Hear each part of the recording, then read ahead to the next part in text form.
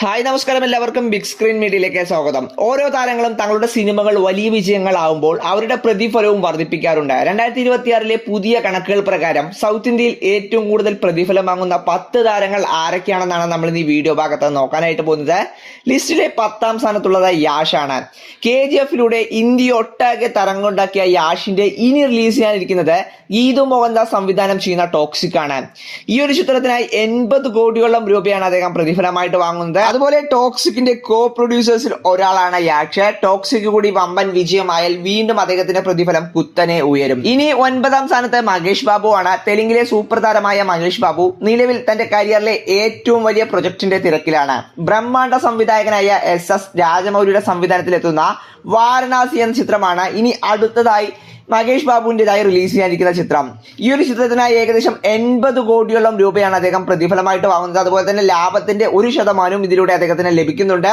അപ്പോൾ വലിയൊരു പ്രതീക്ഷയോടെ തന്നെയാണ് വാരണാസിക്കായിട്ട് വെയിറ്റ് ചെയ്യുന്നത്. 2027 ഏപ്രിൽ 7-ാം തീയതിയാണ് ചിത്രം തിയേറ്ററുകളിൽ എത്തുന്നത്. ഇനി 8ാം സ്ഥാനത്തുള്ളത് ജൂനിയർ NTR ആണ്. RRRന് ശേഷം ജൂനിയർ NTRന്റെ പ്രതിഫലം കുത്തനെ ഉയർന്നിരുന്നു. അതിനുശേഷം തിയേറ്ററുകളിൽ എത്തിയ ദേവര ബോക്സ് ഓഫീസിൽ ഒരു ഭേദപ്പെട്ട പ്രകടനം കാഴ്ചവെച്ചിരുന്നു. എങ്കിലും കൃത്തിക് റോഷന്റെ വില്ലനായി വാർ 2-ൽ എത്തിയത് NTRന് വലിയൊരു നിരാശയാണ് സമ്മാനിച്ചിരുന്നത്. അപ്പോൾ ഇനി വരാനിരിക്കുന്ന NTRന്റെ ചിത്രം KGF സംവിധായകൻ പ്രശാന്ത് നില്ലുമായിട്ടാണ്. അതുകൊണ്ട് തന്നെ ഈ ഒരു ചിത്രത്തിനായി അദ്ദേഹം പ്രതിഫലമായിട്ട് വാങ്ങുന്നത് 100 കോടിക്ക് മുകളിലാണ്. അതുപോലെ തന്നെ ദേവരിയുടെ 2ാം ഭാഗവും ഒരുങ്ങുന്നുണ്ട്. ഈ ഒരു ചിത്രത്തിനായും 100 കോടിക്കടുത്ത് അദ്ദേഹം പ്രതിഫലമായി കൈപ്പറ്റുന്നുണ്ട്. ഇനി 7ാം സ്ഥാനത്ത് കമൽഹാസനാണ്. വിക്രമിലൂടെ വലിയൊരു കംബാക്ക് കമൽഹാസൻ നടത്തിയെങ്കിലും അതിനുശേഷം ഇന്ത്യൻ 2, തഗ് ലൈഫ് എന്നീ ചിത്രങ്ങൾ അമ്പെ പരാജയമായി മാറി. പകുതിയോളം ഷൂട്ടിംഗ് കഴിഞ്ഞ ഇന്ത്യൻ 3 ഇനി വരാനും സാധ്യതയില്ല. എന്തായാലും വരാതിരിക്കുന്നത് തന്നെയാണ് നല്ലത്. അപ്പോൾ ഇനി കമൽഹാസന്റേതായി തിയേറ്ററുകളിൽ എത്താനുള്ള ചിത്രങ്ങളിലൊന്നാണ് കൽക്കി 2. കമൽഹാസൻ വില്ലനായി എത്തുന്ന ഈ ഒരു ചിത്രത്തിനായി 100 കോടിക്ക് മുകളിലാണ് അദ്ദേഹം പ്രതിഫലമായി കൈപ്പറ്റുന്നത് എന്നാണ് റിപ്പോർട്ട്സുകൾ പുറത്തു വരുന്നത്. അതുപോലെ തന്നെ രജനിയും കമൽഹാസനും വീണ്ടും ഒന്നിക്കുന്ന നെൽസൺ സംവിധാനം ചെയ്യുന്ന ചിത്രം പ്രൊഡ്യൂസ് ചെയ്യുന്നതും കമൽഹാസൻ തന്നെയാണ്. ഇനി 6ാം സ്ഥാനത്ത് അജിത്താണ്. ഓരോ സിനിമകൾ കഴിയും തോറും താരം തന്റെ പ്രതിഫലം ഉയർത്തിക്കൊണ്ടുവരികയാണ്. വിടാമുയർച്ചി കാര്യമായ ചലനം ബോക്സ് ഓഫീസ് സൃഷ്ടിച്ചില്ല എങ്കിലും ഗുഡ് ബാഡ് അഗ്ലിയുടെ വിജയത്തിന് ശേഷം വീണ്ടും ആദിത്യ രവിചന്ദ്രനൊപ്പം ഒരു ഹൈ ആക്ഷൻ ത്രില്ലറിൽ ഒന്നിക്കുകയാണ് അജിത്ത്. ഇത് അജിത്തിന്റെ കരിയറിലെ 64ാമത് ചിത്രമാണ്. ഈ ഒരു സിനിമയ്ക്കായി 130 കോടിയോളം രൂപയാണ് AK പ്രതിഫലമായി വാങ്ങുന്നത്. അടുത്തത് 5ാം സ്ഥാനത്തുള്ളത് രാംചരൺ ആണ്. RRRലൂടെ രാംചരന്റെ മാർക്കറ്റ് വാല്യൂ കുത്തനെ ഉയർന്നു. എന്നാൽ പിന്നീട് തിയേറ്ററുകളിലെത്തിയ ആചാര്യ, ശങ്കറിന്റെ ബ്രഹ്മാണ്ഡ ചിത്രമായ ഗെയിം ചേഞ്ചർ എന്നിവ 8 നിലയിൽ പൊട്ടിയെങ്കിലും രാംചരൺ വലിയൊരു കംബാക്കിന് ഒരുങ്ങുകയാണ്. രാംചരന്റെ കരിയറിലെ 16ാമത് ചിത്രമായ പെഡ്ഡി എന്ന ചിത്രത്തിന്റെ ടീസർ കുറച്ചു ദിവസം മുമ്പ് പുറത്തു വന്നിരുന്നു. ഒരു വേറെ ലെവൽ ടീസർ തന്നെയായിരുന്നു അത്. ഇതിനായി അദ്ദേഹം നടത്തിയ ബോഡി ട്രാൻസ്ഫോർമേഷൻ എല്ലാം വേറെ ലെവലാണ്.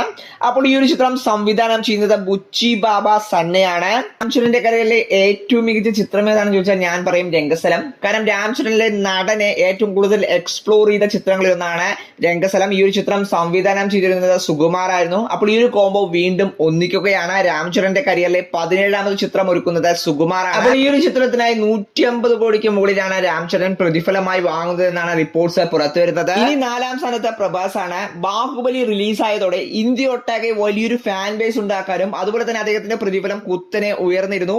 എന്നാൽ ബാഹുബലിക്ക് ശേഷം തിയേറ്ററുകളിൽ എത്തിയ കൽക്കി, സലാർ എന്നീ ചിത്രങ്ങൾ ഒഴികെ എല്ലാം തന്നെ പ്രഭാസിന്റെ പരാജയങ്ങളായിട്ട് മാറി. എങ്കിലും ഇനി വരാനിരിക്കുന്ന പടങ്ങളെല്ലാം തന്നെ നല്ല ഹൈപ്പിലുള്ള ചിത്രങ്ങളാണ്. അതിൽ സന്ദീപ് റെഡ്ഡി വങ്കയുടെ സംവിധാനത്തിലെത്തുന്ന സ്പിരിറ്റ്, നാഗാശ്വിന്റെ സംവിധാനത്തിലെത്തുന്ന കൽക്കി പാർട്ട് 2 എന്നീ ചിത്രങ്ങൾക്കായി 200 കോടിക്കടുത്താണ് അദ്ദേഹം പ്രതിഫലമായി വാങ്ങുന്നത്. അതുപോലെ ഹനു രാഘവപുടിയുടെ സംവിധാനത്തിലെത്തുന്ന ഫൗജി, പ്രശാന്തിന്റെ സംവിധാനത്തിലെത്തുന്ന സലാർ 2 എന്നീ ചിത്രങ്ങൾക്കായി അദ്ദേഹത്തിന്റെ പ്രതിഫലം എന്ന് പറയുന്നത് 150 കോടിയോളം രൂപയാണ്.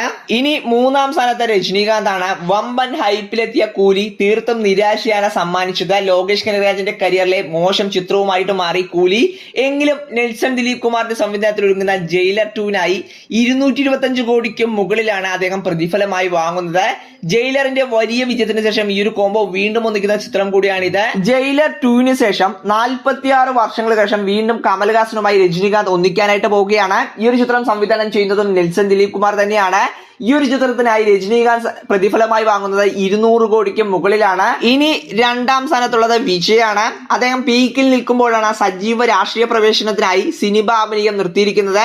അദ്ദേഹത്തിന്റെ 69ാമത് ചിത്രമായ ജനനായകനായി 250 കോടിയോളം രൂപയാണ് അദ്ദേഹം പ്രതിഫലമായി വാങ്ങുന്നത് എന്നാണ് നമുക്ക് അറിയാനായിട്ട് കഴിഞ്ഞിരിക്കുന്നത്.